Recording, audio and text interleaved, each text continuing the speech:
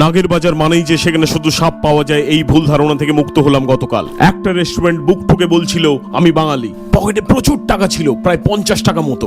ঢুকে বললাম আমিও বাঙালি। অফিসার বললেন ইমিগ্রেশন অফিসারকে বার করে দেখালাম আমার আধার কার্ড। উনি দেখে বললেন আমি ব্রিটিশ নই। আমি জাস্ট বসতেই যাচ্ছিলাম, ঠিক তখনই অপারেশন থিয়েটার থেকে সার্জিক্যাল নাইফ নিয়ে বেরিয়ে এলেন ডক্টর হুব্বা শ্যামল। আমায় ডেকে বলল এটাই নাকি ওদের ওয়েলকাম প্রসিজিওর। আমি বললাম তোমার ওভার অ্যাক্টিং এর জন্য সালা ভিডিওটা রিচ পাবে না। বলল চুপচাপ গিয়ে বস ওখানে। হঠাৎ দেখতে পেলাম সেই ঝগড়ুটে উমা বৌদিকে, যে বলেছিল সাহস থাকলে রাতে একা এসে দেখা। বহু শতাব্দী পরে দেখলাম মোহনবাগানের ওপরে ইস্ট বেঙ্গলের নাম।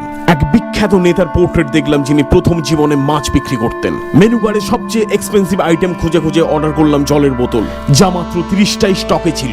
তবে ওরা আমায় দিয়ে গেল ডাবের জল, কিন্তু এত মোটা স্টক কেন দিয়েছিল সেটাই মাথায় ঢুকলো না। আপনারা ওখানে শুধু জলের বোতল অর্ডার করলেই কমপ্লিমেন্টারি হিসেবে পাবেন মাছ, মাংস, শুক্তো, রসগোল্লা, পোলাও, আরো কত কিছু। খাবারে লোভ দিলে পরের জন্মে বিড়াল হয়ে জন্মাবে তুমি। বিধিসম্মত সতর্কীকরণ, ওদের ওয়েলকাম ড্রিঙ্কে বাংলার সাথে মেশানো থাকে ক্লোরোফর্ম। নেশায় আমার মস্তিষ্ক চলে যায় চাঁদে, সেই সুযোগে সব খাবার সাবার করে দেয় সেই লোভ দেওয়া বিড়ালের বাচ্চা।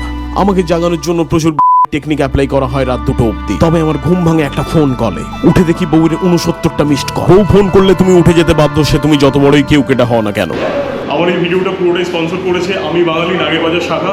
আমি ওনার দিশান্তি ঘোষকে জানাচ্ছি আন্তরিক ধন্যবাদ আমাকে এখানে ইনভাইট করার জন্য।